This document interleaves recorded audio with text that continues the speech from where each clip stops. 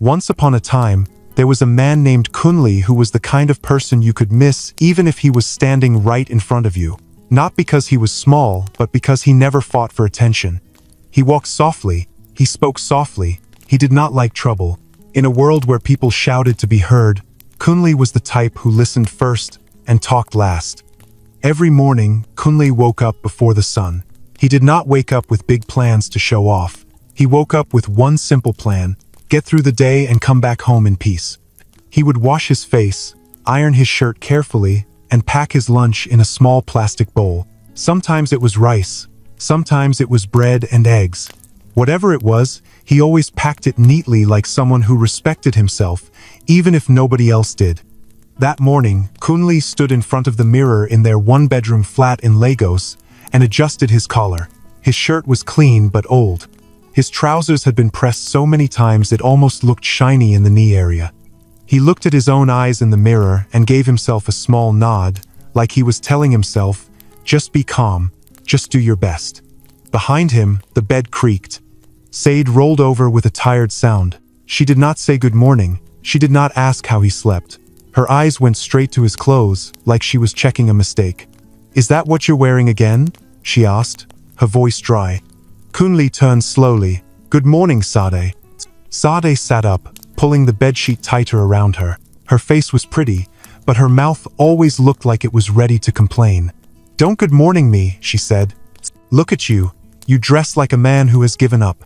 Kunli smiled a little, not because he found it funny, but because he did not want a fight to start before breakfast. It's clean. I ironed it. Said laughed once, sharp and quick. Clean is not the same as decent. It's like you don't know what shame is. Kunli's smile stayed, but it became smaller. He walked to the small table in the corner where his lunch bowl was waiting. He checked the lid to make sure it was tight. Said watched him like she was watching somebody do something stupid. You know my friend Tola? Sade said. Kunli nodded. Yes. She posted her husband's new car yesterday, Sade continued. Brand new, not Tocumbo, not I will buy it later, brand new. She stood by it and took pictures like a queen. Kunli kept quiet. He did not know what to say. If he said sorry, she would say sorry did not pay bills. If he said he was trying, she would say he was slow. Sade swung her legs off the bed. Do you know what people are saying? Kunli finally looked up. What people? Said walked past him to the small mirror on the wall. She stared at herself and adjusted her hair like she was getting ready to go out, even though she was still in the house. They're saying I'm suffering, she said. They're saying I married a man that cannot carry me. They're saying I'm wasting my fine face. Kunli's throat moved as he swallowed. Said, please, people will talk. Ah, Kunle, Sade said, turning to him with a bitter smile. You always say that. People will talk. People will talk. So when will the talking stop? When I'm old? When I've lost my shine? When my mates are living in big houses and I'm still here smelling stew from our neighbor's pot? Kunli put his lunch into his bag carefully. He did not slam anything. He did not throw anything. He did everything slowly, like if he stayed calm enough, the storm would pass him. I'm going to work, he said gently. Said stepped closer, blocking his way to the door. Work, she repeated like the word tasted bad. Your work that pays you like you're a child. Your work that makes you beg your boss for transport money sometimes. Kunli's eyes dropped for a second. He did not deny it. It was true, some months were hard. Some weeks felt like climbing a hill with no shoes. I'm doing my best, he said. Sade's eyes narrowed. Your best is not enough. Kunli breathed in and out. He looked at Sade's face and tried to remember the early days, when she used to smile at him like he was her choice, not her mistake. He remembered how she used to hold his hand when they walked to buy food. He remembered how she used to call him my Kunli with a sweet voice. Now she called him Kunli like she was calling a stranger. He moved a little to go around her, but she followed. Let me ask you a question, Sade said. If I get invited to a big wedding next week, will I go like this? Kunli paused. What wedding? Sade's face lit up, not with happiness, but with the kind of excitement that came from wanting to prove something. She picked up her phone from the bed and shook it in his face. See it, she said. Tola's cousin is doing a big wedding. Big people, big hall, big music. Even the cake is taller than a child. Kunli leaned a bit to look. He saw a fancy invite card on her screen. He saw the date. He saw a location that sounded expensive. "That's nice," he said. Sade stared at him hard. "That's all you can say? That's nice?" Kunle blinked. "What do you want me to say?" Sade pointed at herself. "Do you want me to go there and stand like a hungry person? Do you want me to go there and let people look at my shoes and whisper?" Kunli's voice stayed soft. "We will plan. We can buy a dress, maybe not too expensive, but something good." Sade's laugh came again, louder this time. "Plan? With what money, Kunli? With your miracle salary? Or will you go and borrow from your friends again so I can wear one dress for one day?" Kunli felt heat climb into his face, but he held it down. He did not want to shout. He did not want to throw words back. He knew if he shouted, she would shout louder. And later, she would tell everyone he was a wicked man. So he did the only thing he knew how to do. He stayed calm. "Sade," he said, "I hear you. I understand. I'm not happy with how things are either." Sade leaned in close and lowered her voice like she was about to say a secret, but her eyes were cold. "You know what hurts me the most?" she asked. Kunli looked at her. "What?" Sade's mouth curved into a cruel smile. "You act like you're okay. You act like you don't feel shame. You don't fight. You don't push. You don't try to impress anybody. You just endure." Kunli's lips parted a little, but no words came out. Sade stepped back and spread her hands around the small room. "Look at this place. Look at our life. And you still wake up and pack rice like a schoolboy and walk out like everything is fine." Kunle's heart squeezed. He wanted to tell her that he was not fine. He wanted to tell her that some nights he lay awake thinking about rent and light bills. He wanted to tell her that he also wanted a better life. He wanted to tell her that he hated being laughed at too. But the words stayed stuck. Not because he had nothing to say, but because he had said them before and she did not listen. Sade picked up her phone again and began to scroll. "Do you know what my mother said yesterday?" she asked. Kunli's stomach tightened. "What did she say?" Sade did not look up. She said, "Sade, are you sure you want to die in that kind of marriage?" Kunli's eyes widened a little. "Die?"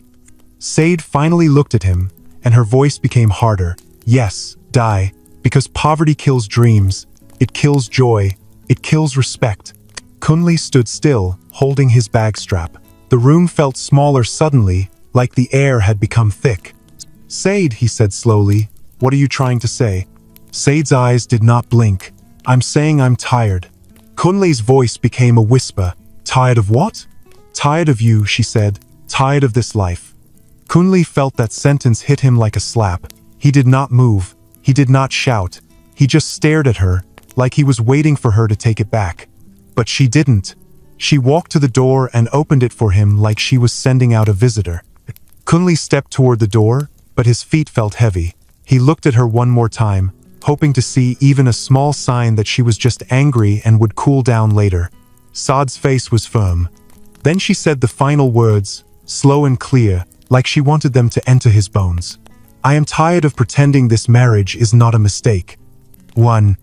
Kunli's hand touched the door handle. His throat was tight, but he forced his voice out. "Okay," he said, not because he agreed, but because he had no strength left to fight with words. Sade's eyes widened a bit, like she expected him to beg. But Kunli did not beg. He stepped out into the corridor. The door closed behind him with a small click.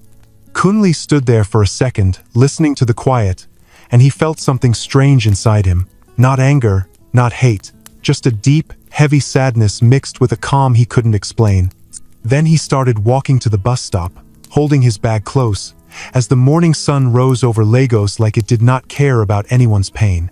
Kunli kept walking to the bus stop, but the words Sade said followed him like they had legs. "I am tired of pretending this marriage is not a mistake." The street was already busy. People were selling bread, water, and fruit. Danfo buses were honking like they were angry at the air. Kunli stood near the curb and waited, holding his bag close. He watched other people talk and laugh, and he wondered how they did it so easily, like their hearts were not heavy. When the bus finally came, he entered quietly and sat near the window. The seat was warm from the last person. He looked out as the bus moved, and his mind began to drift, not to sadness only, but to memories. It was strange. He did not think about Sade like this often. But that morning his mind went back to the beginning, when her voice used to sound different. Back then, Said used to call him, "Kunle, you will make it." She used to say it with a smile, like she believed it. Kunle remembered the day he first met her at his friend Femi's small birthday party. The music was not loud, the food was simple, but Sade walked in like she owned the room. Her hair was neat, her dress was clean, and her laugh was easy. When she spoke to Kunle, she looked him in the eyes. "You are quiet," she told him. Kunle had smiled shyly. "I don't talk too much." Said had laughed. "That's fine, loud people give me headache." That was the first time he felt seen, not judged. It stayed in his mind for days. After that, they started talking more. Kunle would call her after work. Sometimes he would buy suya on his way home and take it to her. Sade would act like she did not care, but her eyes would soften. One night, while they sat outside her aunt's place, Sade said, "Kunle, what do you want in life?" Kunle had answered honestly, "Peace, a small home, a job that can pay well, a family that is happy." Said leaned closer. "And you think you can give that?" Kunle nodded. "Yes. It may take time, but yes." Said said, "Good, because I can't suffer." Kunle had laughed back then because it sounded like a joke, but it was not a joke. The bus stopped hard, pulling Kunle out of his thoughts. A woman entered and squeezed past people. Kunle shifted to give her space. He always did. He was the kind of person who moved out of the way so others could pass. When he got to his office building, he walked up the stairs slowly, greeting the security man. "Good morning, Kunle," the man said. "Good morning, sir," Kunle replied. His office was small, the paint on the wall was fading, the fan made a tired sound as it turned. Kunle sat at his desk and opened his notebook. He tried to focus on work, but the morning kept replaying in his mind like a video. Around midday, his phone buzzed. It was a message from Sade. She had sent a picture. It was a screenshot of the wedding invite again, but this time it had more details. There was a list of dress colors. There was a location. There was even a warning that only properly dressed guests would be allowed in. Under the picture, Sade typed, "If you disgrace me there, I will never forgive you." Kunle stared at the message for a long time. He did not type back fast. He did not know what to say. His first thought was not even anger. It was fear. Not fear of Said, but fear of failing again, fear of trying and still not being enough. A co-worker named Dele leaned over his desk. Dele was the type who always had jokes. "Kunle, you are looking at your phone like it is a police letter," Dele said. Kunle forced a small smile. "Nothing." Dele sat on the edge of the desk like he belonged there. "Is it Madame Sade again?" Kunle's eyes lifted quickly. "How do you know?" Dele shrugged. "My brother, your face tells stories. And the last time she came here to drop food for you, she spoke to you like you were her driver." Kunle's mouth went dry. "She didn't mean it like that." Dele made a sound like he did not believe him. "Kunle, you are too gentle. Some women like gentlemen, but some women will use gentle like rag." Kunle looked away. "She is just stressed." Dele lowered his voice a bit. "Are you happy?" Kunle opened his mouth, then closed it. He did not know how to answer. He wanted to say yes, because he wanted to believe his life was still normal, but the truth was, he felt like he was always trying to catch up to a moving bus. Dele sighed and stood up. "Just be careful, my guy. People can love you today and hate you tomorrow when money is not talking." When Dele left, Kunle sat still. He stared at his laptop screen without reading anything. The words, "money is not talking," rang in his head. That evening, Kunle got home earlier than usual. He did not do it for drama. He did it because he needed quiet. When he opened the door, he heard voices in the sitting room. Said was on a video call. Her friend Tola's voice was loud through the phone speaker. "Saad, you cannot go there looking like you came to beg." Said laughed, but it was not a happy laugh. "I know," Tola continued. "And please, don't let that your husband wear those shoes again. Those shoes are tired." Said said, "I have told him. He doesn't listen. He just acts like life is fine." Kunle stood in the doorway, frozen. He had not planned to listen. He just walked into it. Tola's voice rose. "Why are you still with him? See my own husband. If I cough, he buys medicine. If I mention I like a bag, he buys it. If I say I want to travel, he asks, 'Which country?'" Sade made a small sound. "Lucky you." Tola laughed. It is not luck. It is choosing right. Sade, you are too fine to be doing trial and error marriage. Kunli's hand tightened on his bag strap. He took one step forward, and the floor creaked. Sade turned and saw him. Her face changed quickly, like she had been caught holding something dirty. Tola's voice still came from the phone. Sade, are you there? Sade picked up the phone fast and said, I will call you back. She ended the call, then looked at Kunle like he was the problem in the room. How long have you been standing there? She asked. Kunle walked in slowly and set his bag down near the wall. I just entered. Sade folded her arms. So you heard? Kunle hesitated. I heard my name. Sade rolled her eyes. Don't start acting like you're hurt. This is real life. Kunle swallowed. Why do you talk about me like that to your friends? Sade's voice became sharp. Because it is true. Kunle, do you think I enjoy this? Do you think I enjoy pretending that my life is fine? Kunle sat on the edge of the sofa, trying to keep his voice steady. You can talk to me. You don't have to shame me. Sade laughed, but there was no joy in it. Shame you? Kunle, shame is already in the house. It lives here with us. Kunle looked at the walls. The small TV, the old curtains. It was not a palace, but it was home. He had tried to make it decent. He had tried to make it peaceful. Sade, he said, when we got married, you knew my situation. Sade stepped closer. Yes, and you told me you were going to rise. Kunle nodded. I'm still trying. Sade pointed at him like she was pointing at a bad student. Trying is not feeding me. Trying is not buying me clothes. Trying is not changing my life. Kunle's heart beat faster. So what do you want me to do? I work. I come home. I don't drink. I don't chase women. I'm here. Sade's eyes flashed. You think being present is enough? You think being faithful means you can be small forever? Kunle felt that word small hit him again. He stood up slowly. Sade, you loved me before, he said. What changed? Sade's face went quiet for 1 second, like a door closing. Then she said, very calmly, hope changed. Kunle stared at her. Sade continued, at first I thought, okay, he is starting. Then I thought, okay, maybe next year. Now I look at you and I see the same thing every day. Same shirt, same bus. Same life. Kunle's voice became softer, almost begging without begging. Do you still want this marriage? Sade did not answer right away. She walked to the window and looked outside, then turned back like she had made up her mind while staring at the sky. I want a divorce, she said. Kunle blinked, like his ears did not catch it well. What? Sade repeated it, louder. I want a divorce, Kunle. I deserve better than poverty. The room went quiet. Even the fan sounded louder now. Kunle's mouth opened, but no words came fast. He looked at her like he was seeing her for the first time, not as his wife, but as someone standing across from him with a hard face and a closed heart. Sade lifted her chin. Don't start begging. I have made up my mind. Kunle stared at her for a long moment. He felt many things inside him, but the strangest one was that he was not shocked.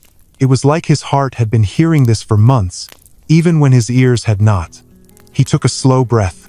Then Kunle nodded once. Okay, he said quietly. Sade's eyes widened again, the same way they did that morning, like she expected him to fight harder. But Kunle did not shout. He did not plead. He just stood there, calm, with a pain that stayed inside his chest like a stone, and he nodded again like a man accepting that something had finally reached the end. The word divorce did not leave the room after Sade said it. It sat there between them, heavy and quiet, like something that refused to be ignored. Kunle stayed standing. He did not sit back down. If he sat, he felt like his legs might stop working. His eyes moved around the room again, not because he was avoiding her, but because he was trying to understand how a word could end something that had taken years to build. Sade broke the silence first. I will go to my mother's place tomorrow, she said, already sounding organized like she had planned this long ago. I can't keep sleeping in this house pretending. Kunle nodded slowly. Okay. Sade watched him closely. That's all you will say? Kunle looked at her. What do you want me to say? Sade frowned. You are not angry. You are not shouting. Do you even care? Kunle's voice stayed calm, but it was deeper now. I care. That is why I am not shouting. Sade scoffed. You always hide behind that calm face. You think it makes you look strong. Kunli shook his head gently. I don't think anything. I'm just tired. That word seemed to catch Sade's attention. Tired of what? Tired of failing you, Kunle said, and tired of trying to explain myself. For a second, Sade looked away, not because she felt bad, but because she did not want to hear more. I will call a lawyer, she said. We will do this fast. Kunli nodded again. Okay. Sade picked up her phone and began to type, like Kunli was no longer part of the conversation. The way she moved made it clear that in her mind, the marriage was already over. That night, they slept on the same bed, but it felt like they were miles apart. They did not touch. They did not talk. The fan turned slowly above them, pushing warm air around the room. Kunli stared at the ceiling until sleep came quietly, like it did not want to disturb him. In the morning, Sade left early. She packed her clothes into 2 suitcases. Kunli helped her carry them to the door, not because he was happy she was leaving, but because he was still the kind of man who helped. At the door, Sade paused. You know, she said, I didn't plan for things to end like this. Kunli looked at her. But they did. Sade nodded. I will send you the papers when they are ready. Kunli stepped back so she could pass. I will sign them. Sade searched his face again, like she was still hoping to see something different. When she didn't, she turned and walked away. The door closed.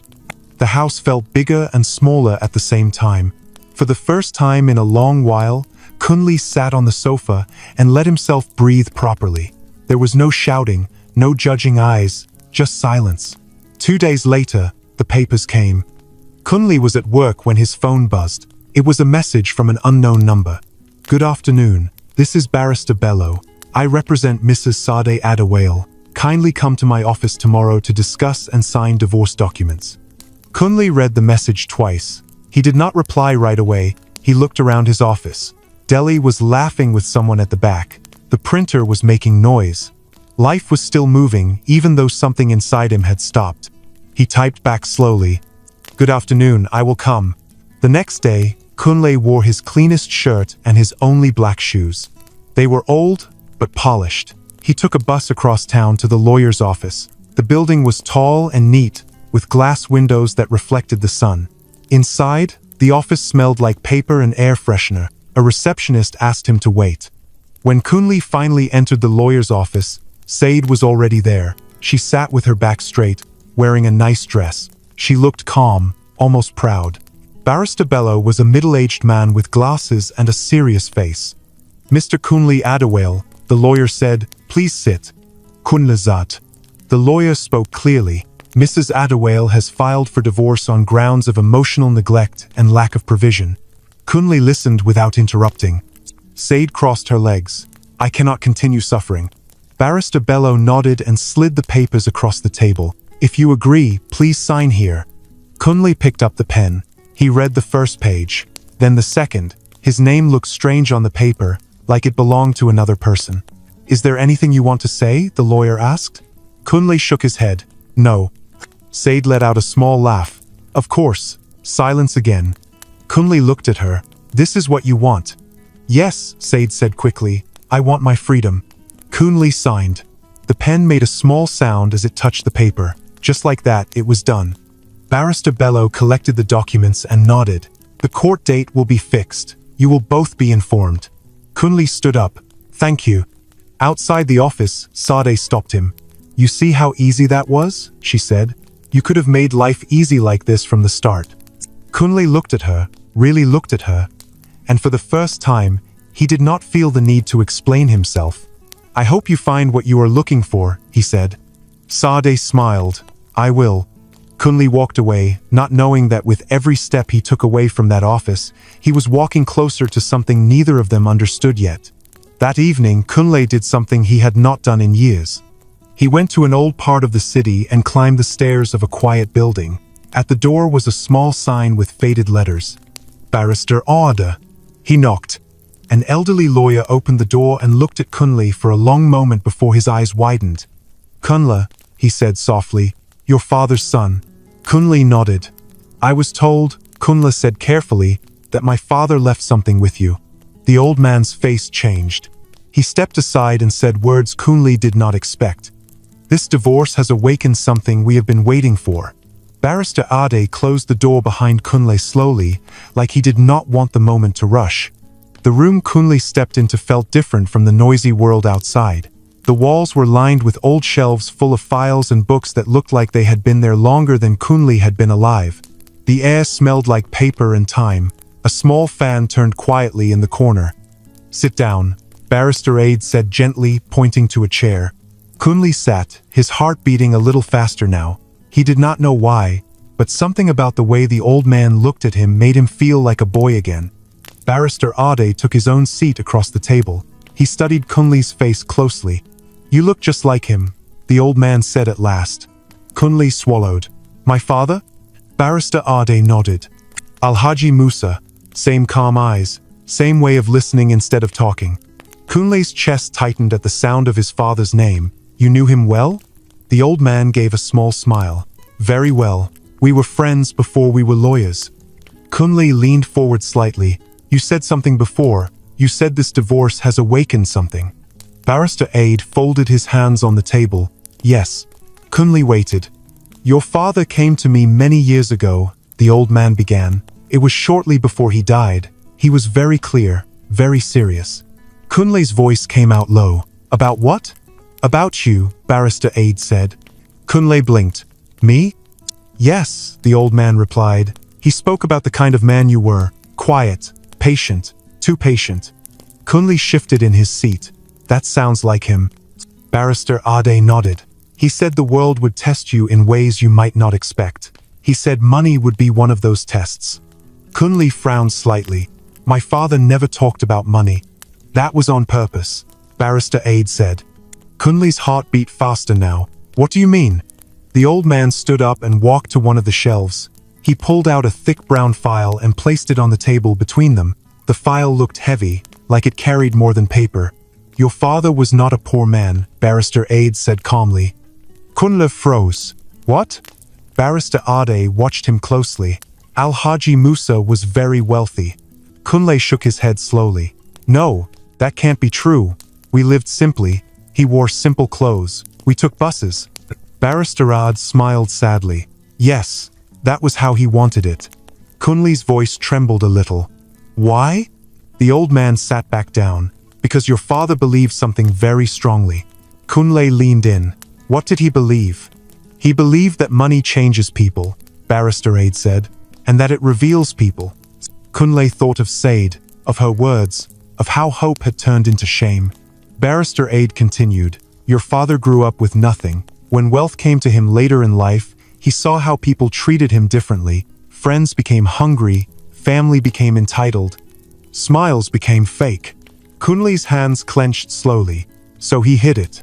"Yes," the old man said. "He hid it from the world, and even from you." Kunle felt a strange mix of feelings. Shock, confusion, and something like betrayal, though he did not want to call it that. "You're saying," Kunle said carefully, "my father pretended to be poor." Barrister Ade shook his head. "Not pretended, he lived simply. There is a difference." Kunle's voice dropped. "Why didn't he tell me?"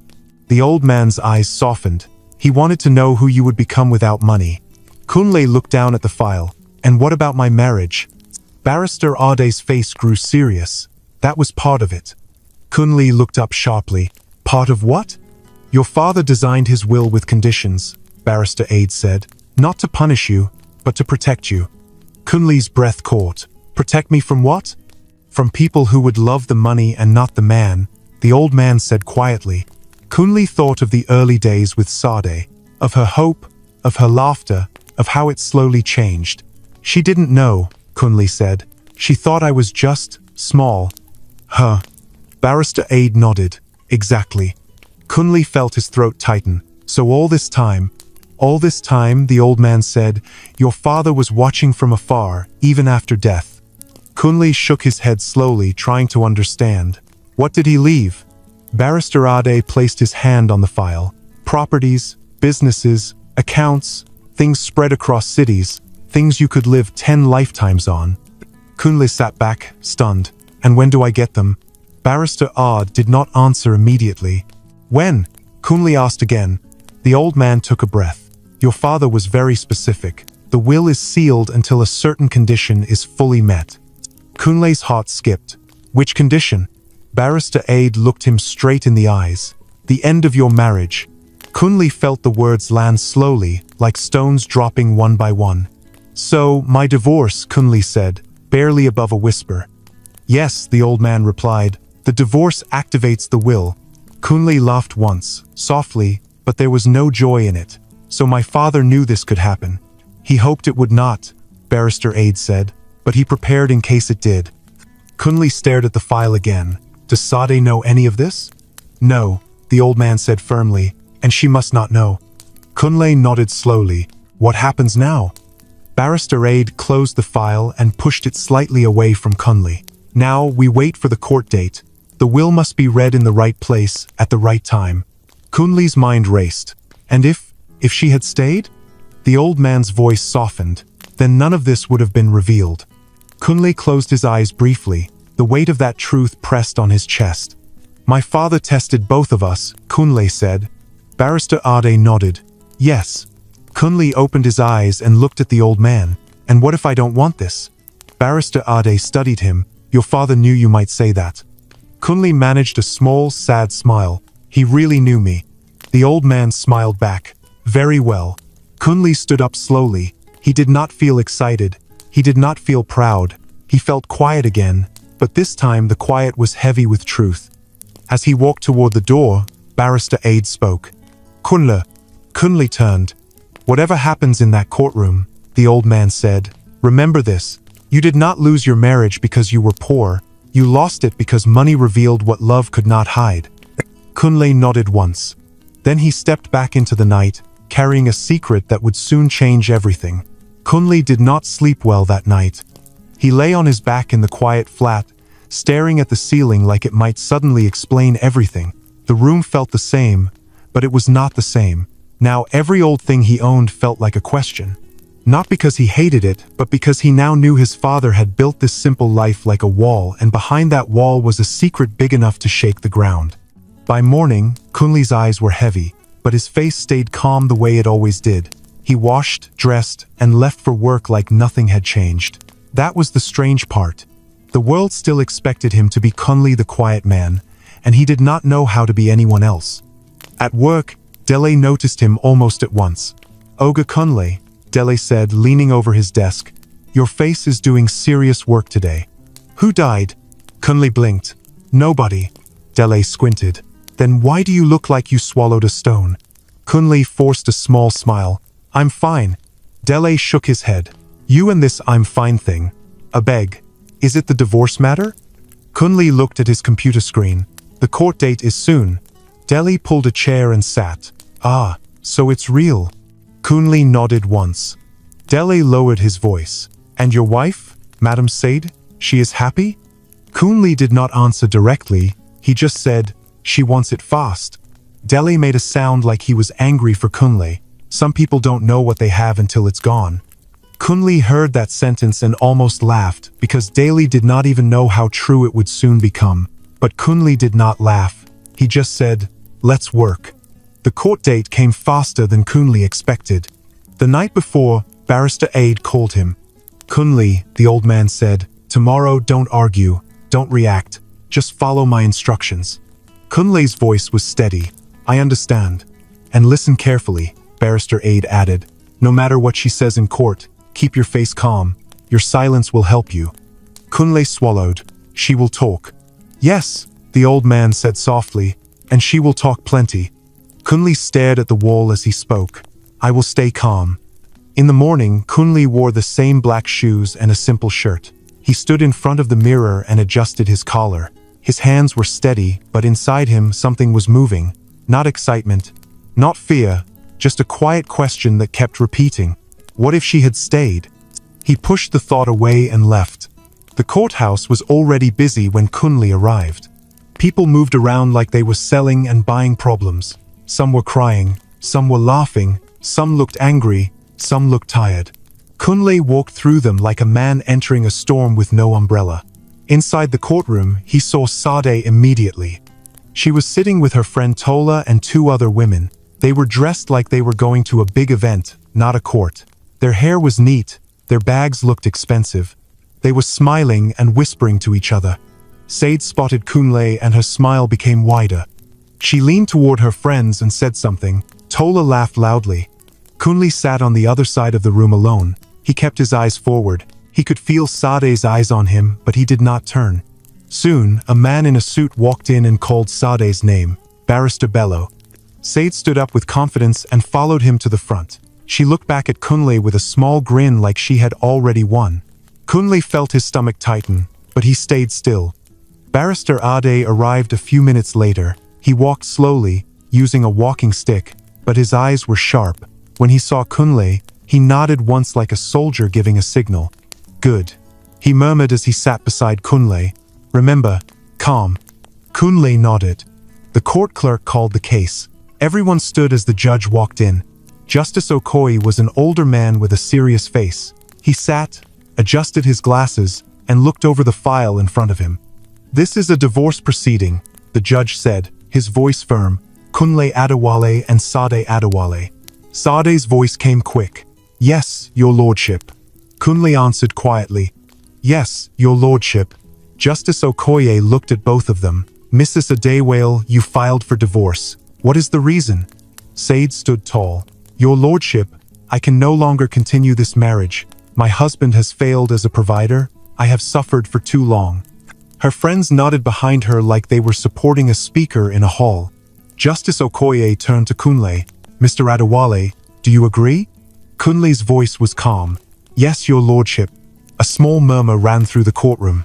Sade's eyebrows jumped. She looked at Kunle like he was embarrassing her by agreeing so easily. Justice Okoye frowned slightly. Mr. Adewale, you have no objection? Kunle shook his head. No, your lordship. Sade could not hold it. She laughed once and spoke out loud. You see, your lordship, she said. He doesn't even fight for me. That's the kind of man he is.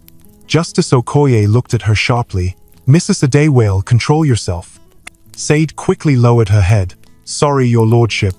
But her smile stayed. Justice Okoye looked at the papers again. The documents are in order. If both parties agree, this divorce can be finalized today. Sade turned slightly, like she wanted everyone to hear her next words. She lifted her chin and spoke clearly. Yes, your lordship, she said. I want it finalized today. I want my freedom from poverty. This time, the murmurs were louder. Someone in the back whispered, freedom from poverty, Kay? Sade heard it and smiled even more, like she was proud of it. Then she looked at Kunle again, and her voice became louder, almost playful. Kunle, she said, I hope you enjoy your quiet life. Maybe you and your old shoes will now marry each other. Tola laughed loudly behind her. Kunle's fingers tightened on his lap, but he did not lift his head. He did not reply. He heard Barrister Ade take a slow breath beside him. Justice Okoye lifted his hand. Enough. The courtroom went quiet. The judge picked up his pen. Since both parties agree, I will sign. Your lordship, Barrister Ade said suddenly, rising slowly to his feet. The judge paused and looked up. Yes, counsel? Barrister Ade cleared his throat. There is a sealed document attached to this case that must be addressed before the final order is made. Sade's smile dropped for the first time. Barrister Bello blinked. Your lordship, I am not aware of any such document. Justice Okoye frowned and looked at the court file again. He flipped through it slowly, then stopped. His eyes narrowed. There is indeed an attachment, the judge said. A sealed instruction. Sade's voice came out fast. What attachment? Justice Okoye looked at her. Mrs. Adewale, sit down. Sade sat, but her face was tense now. Justice Okoye turned to the clerk. Bring it. The clerk hurried and brought a thick envelope. It had stamps and signatures on it. The judge looked at the name on it and went quiet for a moment. Then he read the name aloud. Alhaji Musa Adewale. Kunle's heart beat harder. Sade's eyes widened. She leaned forward. My father-in-law? She whispered, confused. Justice Okoye looked at the seal again and said slowly, this appears to be a will. The whole courtroom seemed to hold its breath. Sade's mouth opened slightly. A will? Barrister Bello looked uneasy. Your lordship, how is that relevant to a divorce proceeding? Justice Okoye's voice became firm. If a legal instruction is attached to a case, it is relevant. especially when it bears a seal like this. He placed the pen down. He held the envelope like it carried fire. Said's confidence was starting to shake, but she tried to keep her voice strong. "Your lordship," she said, forcing a laugh that did not sound real. "Whatever it is, please just sign the divorce. That's what we came here for." Justice Okoye did not look at her. His eyes stayed on the envelope as he said words that made the room even colder. "We will not move forward until this is read." Sade's smile finally disappeared completely, and as the judge's fingers moved to break the seal, Kunle sat still, calm on the outside, but inside him, everything was about to change. The courtroom was so quiet that Kunle could hear his own breathing. Justice Okoye held the sealed envelope for a moment longer, like he was weighing something heavy in his hands. Then he broke the seal slowly. The sound of tearing paper echoed louder than it should have. Said leaned forward in her seat. Her earlier confidence was gone now, replaced by sharp confusion. "A will?" she whispered again. "From my father-in-law?" Justice Okoye unfolded the document carefully and adjusted his glasses. His voice was calm but firm, the kind of voice that made people listen even if they did not want to. "This document," the judge said, "was deposited with the court years ago, with clear instructions on when it must be opened." "Huh." Barrister Bello cleared his throat. "Your lordship, may I ask?" "You may listen," Justice Okoye said, cutting him off gently. "You may speak later." The judge looked down again and began to read. "I, Alhaji Musa Adewale, being of sound mind, write this will with full knowledge of the law." The name hit the room like a bell. Kunle felt his chest tighten, but his face stayed still. Said turned sharply to Kunle. "What is this?" she asked in a low, sharp voice. Kunle did not answer. Justice Okoye continued reading. "I have lived a life where wealth has shown me the true hearts of men and women." Said shifted in her seat. "I therefore chose to raise my only son, Kunle Adewale, in simplicity so that his character would grow before his comfort." A murmur ran through the courtroom. Said's friend Tola whispered loudly, "What is he saying?" Justice Okoye raised his hand. Silence. Sade swallowed hard. The judge continued, "My son shall not inherit any of my properties, businesses, or accounts until a single condition is met." Said's breath caught. "Properties?" she mouthed silently. Justice Okoye read on.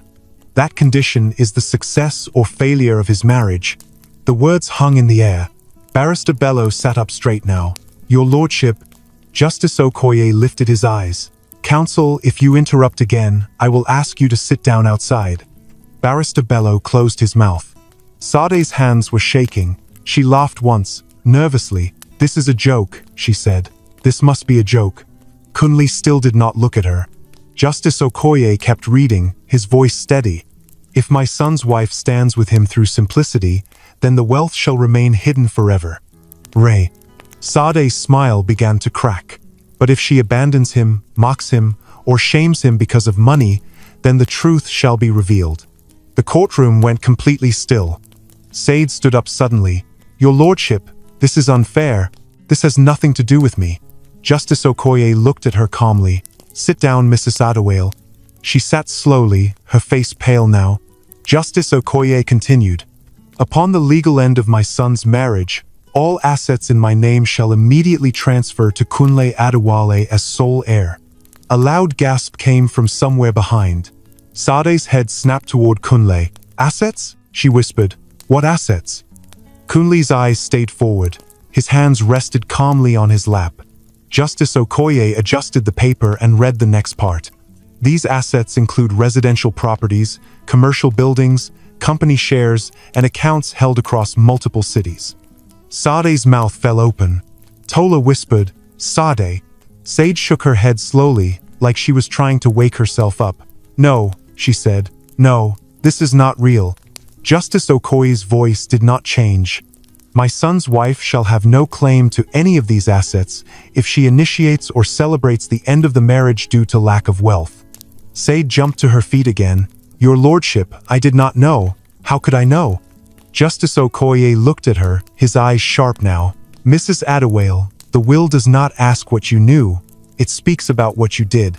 Sade turned fully toward Kunle now, her voice breaking. "Kunle, you knew? You knew all this?" Kunle turned his head slowly and looked at her for the first time since the hearing began. "No," he said simply. "I didn't." Justice Okoye nodded. The court notes that Mr. Adewale had no prior access to this inheritance. Sade's knees weakened. She held the table to steady herself. Justice Okoye read the final paragraph. "This will shall be read only in open court, on the day my son's marriage is legally brought to an end, so that truth may stand where pride once stood." The judge folded the document and placed it on the table. The courtroom exploded into whispers. "Did you hear that? So the man is rich? All this time?" Sade looked around wildly, like the walls were closing in. "This means," she began, turning back to the judge, "this means I am still his wife until you sign the papers, right?" Justice Okoye met her eyes. "Yes." Her face lit up suddenly with desperate hope. "Then I take it back. I withdraw the divorce." The room went quiet again. Justice Okoye leaned forward slightly. "Mrs. Adewale, are you saying you wish to withdraw after publicly mocking your husband and declaring your desire to leave due to poverty?" Sade hesitated. "I was angry. I didn't mean it like that." Justice Okoye shook his head slowly. "The will is very clear." Barrister Bello finally spoke, his voice tight. "Your lordship, surely." Justice Okoye raised his hand. "Enough." He turned his attention fully to Sade. "The court recognizes that this divorce proceeding activated the will," the judge said. "The conditions have been met." Sade's voice came out small now. "So, what does that mean?" Justice Okoye's voice was firm. "It means the divorce stands." Sade's breath left her in a sharp gasp. "And it means," the judge continued, "that Kunle Adewale is now the legal heir to his father's estate." "Ma." Sade stumbled back into her chair. Kunle closed his eyes for a brief moment, not in joy but in something deeper. Relief mixed with sadness. Vindication mixed with loss. Justice Okoye looked at Kunle. "Mr. Adewale, do you wish to say anything?" Kunle opened his eyes and shook his head slowly. "No, your lordship." The judge nodded. Sade stared at Kunle now, her eyes full of disbelief and regret, but the room had already moved past her. The truth had been spoken, and nothing could pull it back. The words, "the divorce stands," did not sound loud when Justice Okoye said them, but they landed like something heavy dropping on the floor. Sade did not cry at first. She just sat there, staring at the judge, like she was waiting for him to laugh and say it was all a mistake. Her mouth opened slightly, then closed again. Her hands rested on her lap, stiff and cold. Barrister Bello leaned toward her. "Sade," he whispered, "are you okay?" She did not answer. Justice Okoye adjusted his glasses and continued, his voice calm and final. "The court recognizes that the conditions of the will have been fulfilled," he said. "Mr. Kunle Adewale is now the sole beneficiary of his father's estate. Mrs. Sade Adewale has no legal claim to any of the assets listed." That was when Sade's body reacted. Her shoulders shook once, then again. "No," she said softly, shaking her head. "No, no, no." Tola leaned closer, whispering fast. "Sade, talk to the judge. Say something." Sade stood up suddenly, her chair scraping loudly against the floor. "Your lordship," she said, her voice breaking now, "please, I didn't know. If I had known, I would never have said those things." Justice Okoye looked at her steadily. "Mrs. Adewale, the law does not move on if, it moves on actions." Sade turned sharply to Kunle, panic flooding her face. "Kunle," she said, stepping toward him, "please, say something. Tell them I didn't mean it." Kunle looked at her quietly. For the first time, Sade noticed how tired he looked. Not weak, just tired. Like someone who had carried something heavy for too long and had finally put it down. Justice Okoye raised his voice slightly. "Mrs. Adewale, return to your seat." Sade ignored him. "Kunle," she said again, closer now, lowering her voice like she used to do when she wanted something. "We can fix this. We can start again. I was just angry. I was under pressure." Kunle stood up slowly. The courtroom went silent again. He faced Sade, not with anger, not with pride, but with a calm that made her heart sink. "You weren't angry," Kunle said quietly. "You were honest." Sade's eyes filled with tears. "I was hurt." Kunle nodded. "So was I." She reached out like she wanted to touch his arm, but stopped halfway, like she suddenly remembered she no longer had that right. "I can change," she said quickly. "We can go back home. I will apologize. I will support you, I swear." Justice Okoye watched closely, but did not interrupt. Kunle took a small breath. "You already said what you wanted," he said, "and I listened." Sade shook her head hard. "No, I didn't know who you were." Kunle's voice stayed steady. "You knew who I was when I had nothing." That sentence cut deeper than any shout could have. Sade's legs gave way, and she dropped back into her chair, her face crumpled now, the tears finally spilling. Justice Okoye cleared his throat. "Mr. Adewale, do you wish to make any statement before the court concludes?" Kunle turned to the judge. For a moment, he thought of his father, of the simple house, of the quiet lessons, of patience. Then he spoke. "My father once told me," Kunle said, "that silence shows you who people really are." Said sobbed softly behind him. Kunle continued, "I stayed silent because I wanted peace. I didn't know it was also a test." Justice Okoye nodded slowly. Kunle turned his head slightly, not fully facing Sade, but enough for his words to reach her. "My father was right," he said. That was all. Justice Okoye picked up his pen again. "This court is adjourned." The sound of the gavel echoed through the room. People began to stand. Whispers filled the air. "Did you hear that? The quiet man is rich." All this time, Barrister Bello packed his files slowly, avoiding Sade's eyes. Tola stood awkwardly, not knowing what to say. "Said," Tola whispered, "let's go." Said did not move. She stared at Kunle's back as he walked away with Barrister Aid, like she was watching a door close forever. Outside the courtroom, reporters had already gathered. "Mr. Adewale," someone called out, pushing a microphone toward him. "Is it true your father was a wealthy man?" Kunle stopped.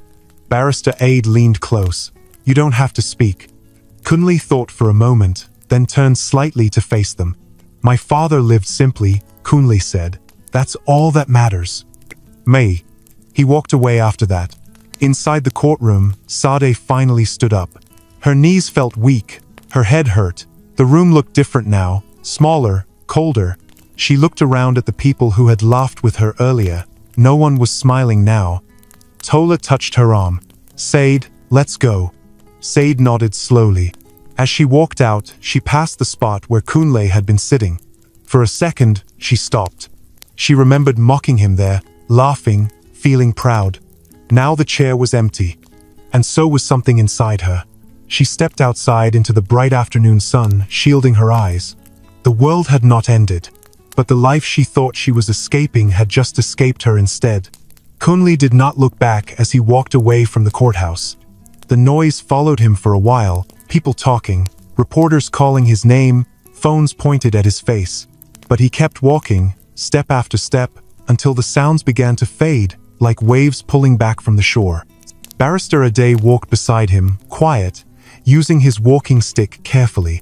"You handled that well," the old man said. Kunle nodded. "I didn't know what else to do." "That was enough," Barrister Aid replied. They reached the parking area. Kunle stopped and looked around, like he was seeing the place for the first time. Everything looked the same, yet nothing felt the same. "Where will you go now?" Barrister Aid asked. Kunle thought for a moment. "Home."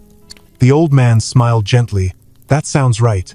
They shook hands. Barrister Aid held Kunle's hand a little longer. "Your father would be proud," he said. Kunle's throat tightened. He nodded and turned away. The flat felt strange when Kunle entered. Too quiet, too empty. Said's things were gone, but her presence still felt like it was sitting in the corners, watching him.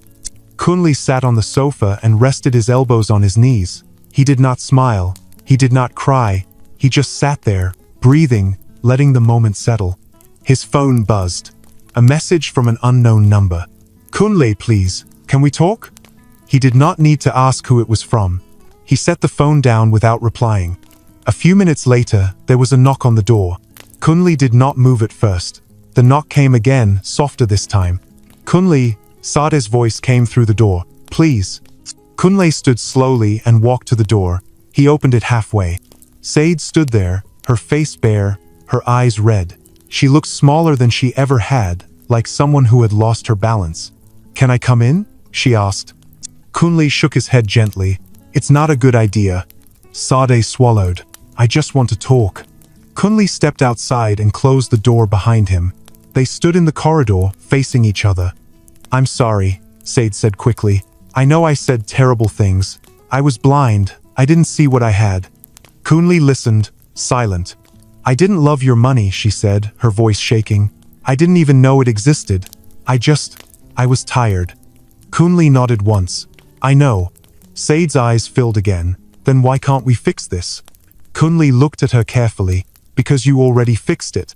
She frowned. What do you mean? You chose, Kunli said. You chose to leave when life was hard. Sade shook her head. People make mistakes. Loth. Yes, Kunli said, but some mistakes show the truth. She reached for his hand. Kunli stepped back. Please, she whispered. I will change. Kunli's voice stayed calm. You don't need to change for me anymore. Sade broke down then. She covered her face and cried, her shoulders shaking. Kunli waited. He did not rush her. He did not comfort her either. He just waited like he always did. When she finally looked up, her eyes searched his face. Do you hate me? She asked. Kunli thought about it. No. Her shoulders sagged. Then why does this hurt so much? Kunli answered honestly, because you lost something you didn't value. Sade nodded slowly, like she understood. I mocked you, she said, and now I'm the one standing outside. Kunli opened the door behind him. You should go. Sade hesitated. Will you ever forgive me? Kunli met her eyes. I already have. She gave a small, broken smile. Goodbye, Kunli. Goodbye, Sade, he replied. She walked away down the corridor, her footsteps soft. Kunli closed the door and leaned against it for a moment. Then he stood straight and looked around his small living room. For the first time, the space felt peaceful. The next day, Kunli went somewhere he had not visited in years. His father's grave. The cemetery was quiet. Kunli stood in front of the simple stone with his father's name on it. No fancy words, just truth. Hello, Papa, Kunli said softly. He stood there for a long time. I didn't know, he said. You kept so much from me. The wind moved gently through the trees. I understand now, Kunli continued. You weren't hiding money, you were teaching me. He smiled faintly. I failed in some ways, he said, but I think I passed the test you cared about. Kunli bent down and touched the ground. I won't rush, he said. I will still live simply, but this time, it will be my choice. He stood up, feeling lighter. As Kunli walked away from the grave, the sun broke through the clouds, warming his face. For the first time in a long while, Kunli did not feel small. He felt free.